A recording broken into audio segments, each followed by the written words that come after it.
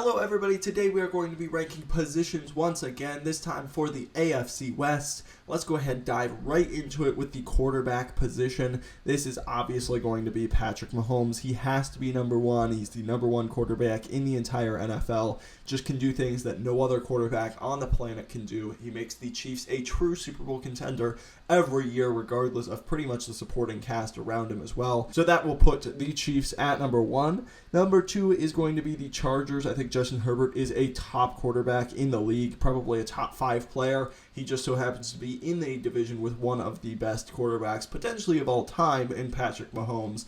You know, Herbert is a great player. He has a great arm, can make throws that very few quarterbacks can. He would be first in almost every division. It just so happens that he's not in this one. Probably the 4th or 5th best quarterback in the league, in my opinion.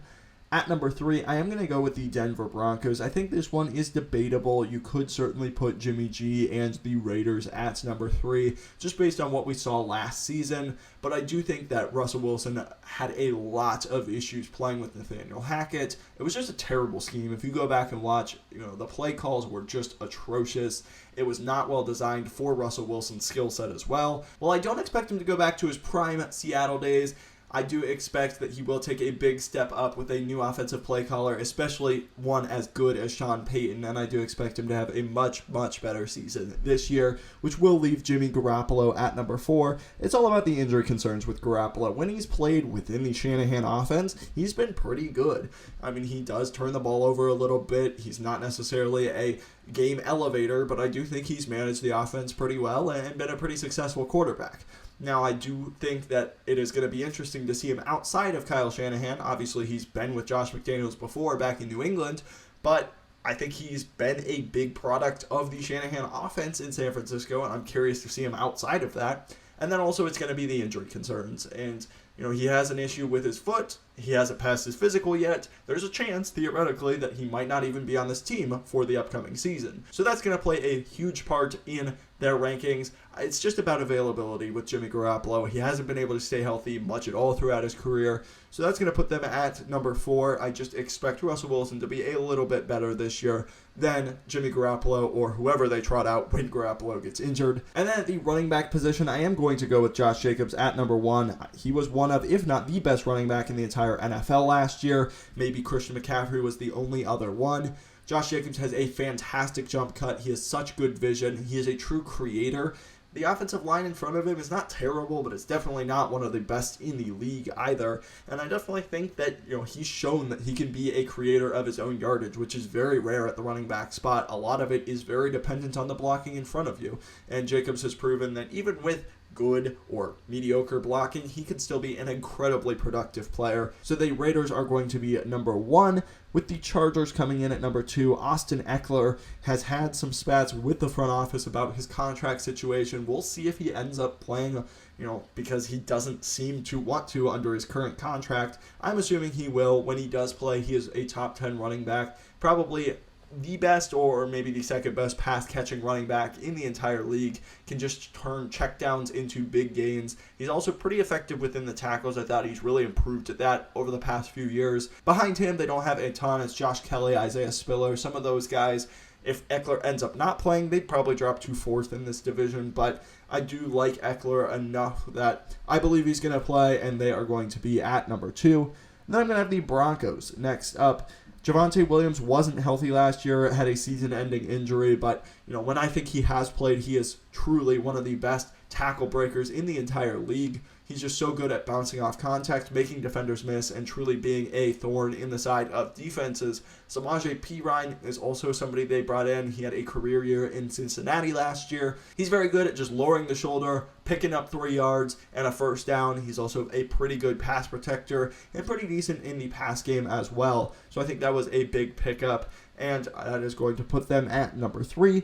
And then the Chiefs at number 4. Isaiah Pacheco had a great rookie year as a 7th-round pick out of Memphis. I thought he was sensational for his draft slot. You've also got Jerick McKinnon and Clyde Edwards-Helaire. I think this is a very deep running back room. You're always going to have somebody that at least can take some carries and be a decent player for you. None of these guys are superstars, but I definitely think you're going to get good production out of all of them. They are in the fourth slot, but don't get me wrong, I do think they have some talent at that position. It's just a very talented position for the AFC West. Moving to the wide receiver slot, it's going to be the Raiders at number 1. Davante Adams is a top 3 receiver in the NFL, probably the best route runner in the league. I thought he really elevated his game with contested catches, being a downfield target and a true weapon. Obviously, Derek Carr, one of the reasons he came to Las Vegas, is no longer there. I will be curious to see if he can develop a good connection with Jimmy Garoppolo. I expect that he will. You've also got Hunter Renfrow and Jacoby Myers. Both of those guys have very similar skill sets. I was a bit surprised to see that they brought both of them in. I think on paper, they're absolutely one of the best receiver rooms in the entire league, but I will be very curious to see how they deploy both Myers and Renfrow, as I think they're both best from the slot, and obviously that's not going to be an option on a consistent basis unless they run a lot of 4 wide receiver sets, which is not something Josh McDaniels really does. But moving to number 2, you have the Chargers. Keenan Allen, maybe not the same dominant wide receiver 1 that he has been throughout his career. Injuries, age, kind of all of those factors, I do believe, are catching up to him to an extent, but he's still an incredibly productive wide receiver. Mike Williams, one of the best contested catch receivers in the entire league, absolutely very valuable in the red zone. Just chuck it up to him, and he's probably going to come down with it. You also draft Quentin Johnston, who I'm very excited about. You know, he has the height and the speed factor that is very hard to find. He had some issues high pointing the ball. I think he needs to get a lot better at that. That was the main reason I didn't have him as my wide receiver 1 in my draft rankings. But I do think he is a nice complement to what the Chargers already have. And I'm excited to see their offense hopefully be a bit more explosive with Quentin Johnston in that room as well. Next up, it is going to be the Denver Broncos. The Broncos and Chargers are maintaining that second and third spot very well here so far. Jerry Jeudy, Courtland Sutton, Tim Patrick. Patrick missed all of last year due to an injury he sustained in the preseason. Besides that, Sutton is a good X-receiver, good jump ball kind of guy. Jerry Jeudy, one of the better route runners in the league. None of these guys have really taken off and become a dominant number 1 wide receiver, but I think they've got potentially 3 quality number 2s. I think Tim Patrick's really underrated as well. So that puts them at number 3, but I definitely think they've got some talent in that room. And then the Chiefs at number 4. This is just a big kind of unknowns for the most part when it comes to the Chiefs receiver room. Kadarius Toney hasn't been able to stay super healthy, hasn't shown a lot, but when he's been out there, I think he's been really pretty good. MVS, Valdez-Scantling, I think he is very boom or bust. He's a good deep threat, a true weapon when it comes to go balls, deep balls. His hands are just incredibly inconsistent. I don't think he's proven to be a great wide receiver, but I do think he has his flashes absolutely on film. The Chiefs lost Juju Smith-Schuster in free agency. You have some guys there, Sky Moore, Rashee Rice, who you drafted. I wasn't a huge fan of Rashee Rice, but some interesting pieces for sure. I'm just not 100% sure who you would put them over at this point. There's just a lot of unknowns in that room. And although they will probably put up great stats with the best quarterback in the league throwing them the football, I don't know that based on pure talent that they really deserve to be any higher than number 4. At the tight end slot, though, it's obviously going to be the Kansas City Chiefs. I think Kelce has a real case to be maybe the best tight end of all time just based on pure numbers. We'll see if he is able to continue his success through his advanced age as he does continue to get a bit older, but there's absolutely no show that he's fall off at this point, so he's clearly number 1. Behind him, Noah Gray. I think Blake Bell's a decent blocker as well. These are some decent pieces, but Kelce's obviously the main piece there. And then at number 2, I'm going to go with the Chargers. I thought Gerald Everett showed some nice things last year. You have Donald Parham, Trey McKitty. These guys are decent. I don't think that any of the other tight ends besides Travis Kelce in this division are real superstars. I think Everett is a consistent, reliable tight end receiving option. He's not the best blocker in the world, but I definitely think he is a solid option for Justin Herbert in the short to intermediate game. And then we're going to go with the Vegas Raiders at number 3. Austin Hooper is there. He's a decent piece. I do think that, he's not a dominant tight end 1 at this point, but he can give you some nice things. Michael Mayer, who was my tight end 1 in this draft, I do think he was a great pick in the second round. I know he doesn't necessarily have the true athletic traits, but I think he's going to be a very good blocker from day 1. And, in a role that he doesn't necessarily have to be the tight end 1 from the get-go, I think that's going to be a very good role for him. And then the Broncos up next, Greg Dulcich, Alberto, some guys that they have there. I'm just not super excited for any of those guys. You also have Adam Troutman, Chris Manhertz, who you brought in as well from Jacksonville. These guys are decent players. I think you do go about 4 deep here.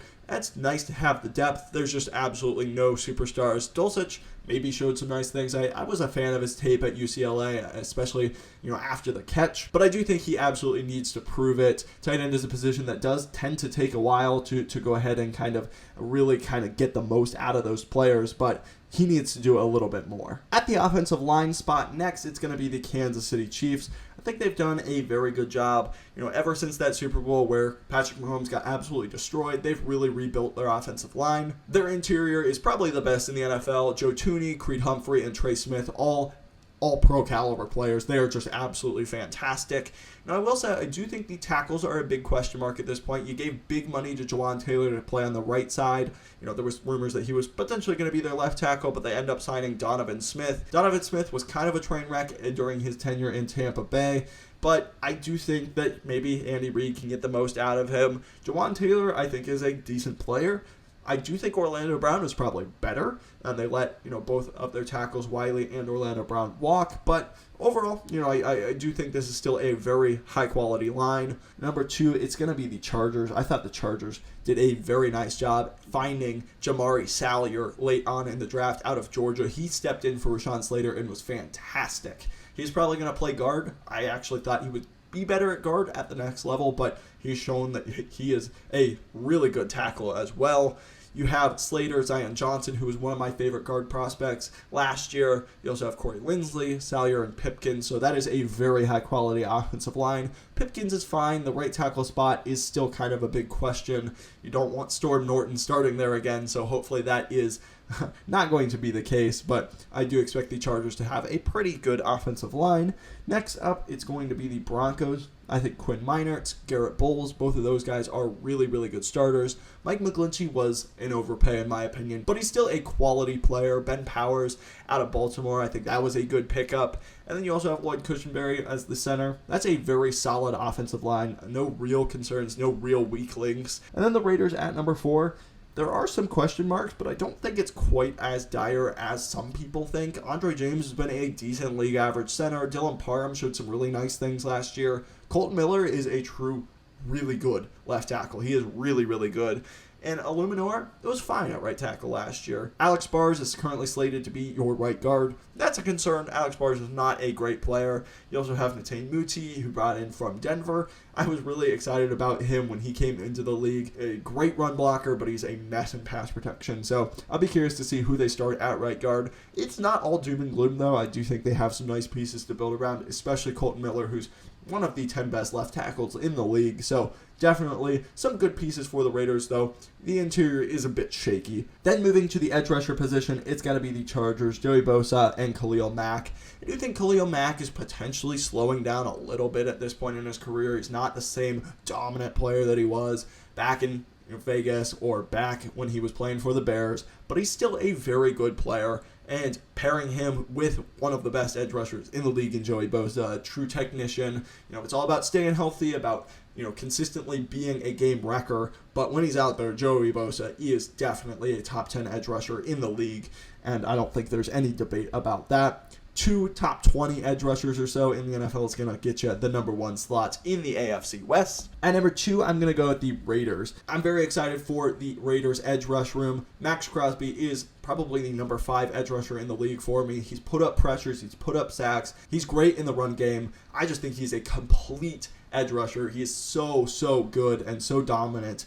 And in a division that has some great edge rushers, I think he's probably the best one. You also have Chandler Jones, who is a fine number 2 at this point. He's nothing like he was back in Arizona, but still a decent player. And then you also bring in Tyree Wilson, who I do think has a decent floor as a run stopper. He is going to take some time in the pass game, really kind of develop some of those pass rush moves and be a true weapon, but I think they're very talented at that edge rusher slot. Next, we have the Denver Broncos. Baron Browning showed some great things for the Broncos last year, converting from kind of the off-ball linebacker position to a more edge rusher, outside linebacker type of position. I thought he showed some great things there. You also have Frank Clark, who I think is an interesting add that they obviously bring over from Kansas City. Randy Gregory has been really, really good when he's been out there. Jonathan Cooper, Nick Bonito, who they drafted early on last year. It's a very deep room. You don't necessarily have a superstar. Randy Gregory is probably the closest you have to that. Browning, I really like the upside and some really nice depth pieces all across this roster. So a very complete edge rusher room, and definitely think they are incredibly talented. And then we have the Chiefs at number 4. The Chiefs have good edge rushers. I definitely think that's fair to say. You bring in Felix Anudike-Uzomah. He was one of kind of my guys this year in the draft. I don't expect him to have to start early on. You have Charles Omenihu, who we brought in from San Francisco. He had a really nice year, but most San Francisco edge rushers tend to, just because of the other guys that they have there, the really good defensive scheme that DeMeco Ryans was running as well. You have George Karlaftis, who was a first-round pick a year ago as well. So I definitely think there's plenty of upside. You don't have Frank Clark anymore. You don't have maybe that established veteran that you did before. So they are going to be number 4 in a very good edge rusher division, but there's plenty of upside for them at that spot.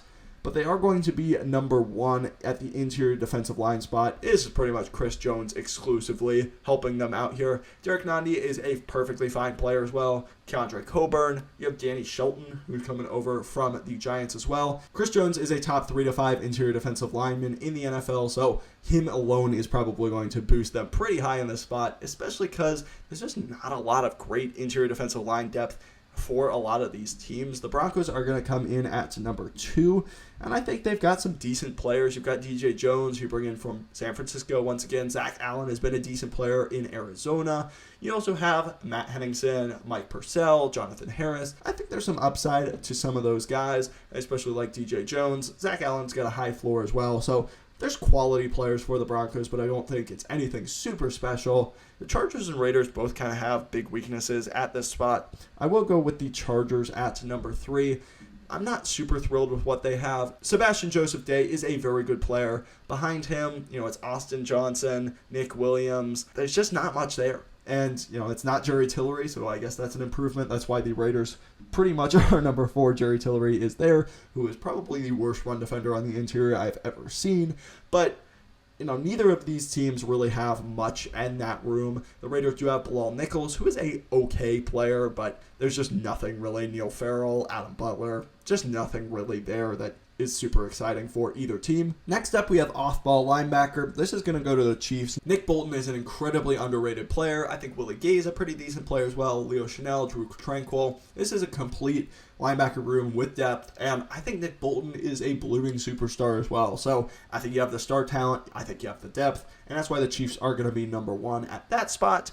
Next, we are going to go with the Chargers. You bring in Eric Kendricks from Minnesota. That is a big addition. He's not the same player that he was, 3-5 years ago, but he is a big upgrade over what they've had. Kenneth Murray hasn't been great, but I do think as a run and chase linebacker 2 playing next to Eric Kendricks, that could be a much better role for him and, kind of a role that he thrives in.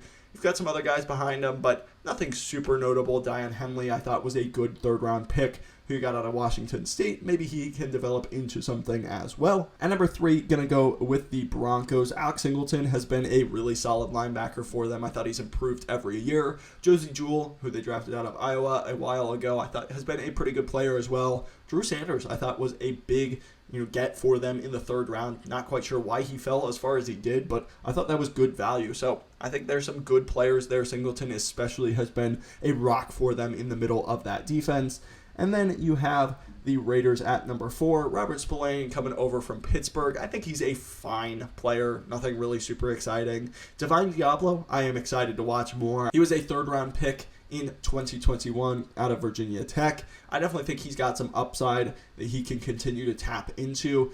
Year 3 is really kind of when linebackers tend to really turn it on. It's an incredibly difficult position to play. So I'm excited to see what Divine Diablo can do, but I do think they are clearly number 4 at that spot in the division. Moving to the cornerback spot, I am going to go with the Chiefs at number 1 again. L'Jarius Sneed, you got Trent McDuffie. Both of those guys were excellent. Jalen Watson, who was a 7th-round pick in 2022, was really, really good for his draft spot. So I think they've got three guys that are pretty good, and definitely I think it's kind of more depth over maybe star talent at this point, but McDuffie and Snead are really good players. Number 2 is going to be the Broncos. I would totally understand it if you put the Broncos at number 1, just simply because Pat Surtain is a top 5 corner in the league. I don't think that's debatable at all. He is a fantastic player. It's more just the players around him that maybe put them at number 2. Damari Mathis out of Pitt. I think he's a decent player, but nothing super special. Kawan Williams, who got from San Francisco, he's a decent player. Riley Moss, another pick that they had that I thought was a decent value as well. I have absolutely no issue with some of their other guys, but, I think Snead and McDuffie and Watson, all three of those guys have been proven to be quality starters. The Broncos only have one superstar and some other guys that I think need to prove it a little bit more, but quality players for sure for the Denver Broncos.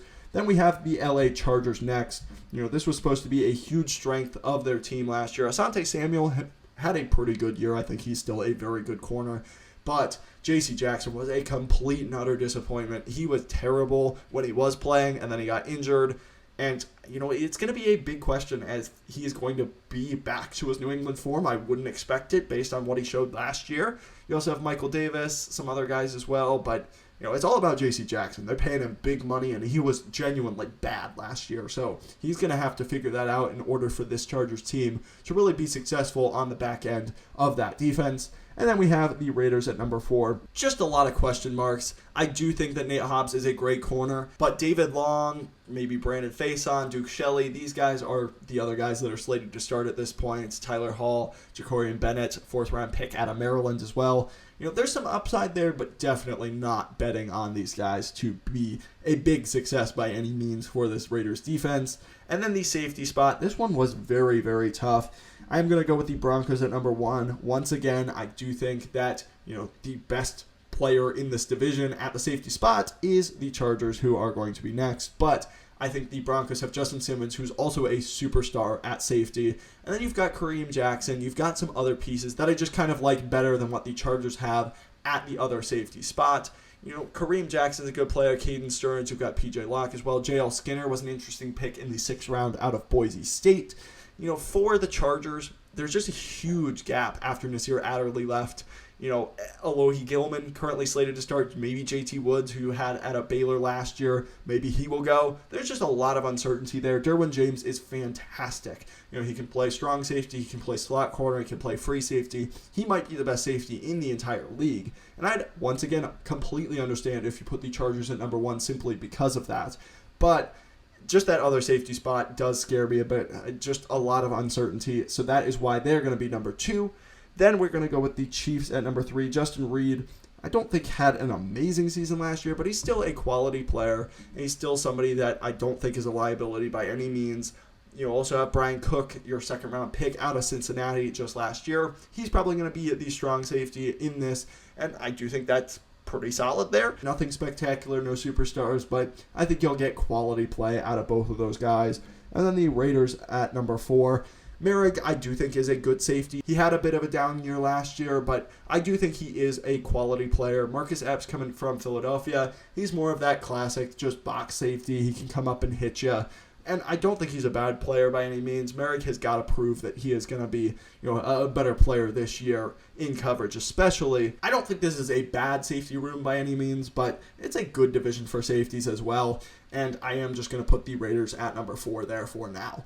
Let me know what you think down below. Who should I have higher? Who should I have lower? If you like this kind of content, please hit that subscribe button down below. On the quest to 1,000 subscribers, would truly appreciate any support. Thank you so much for watching. Have a great rest of your day. I'll catch you in the next one.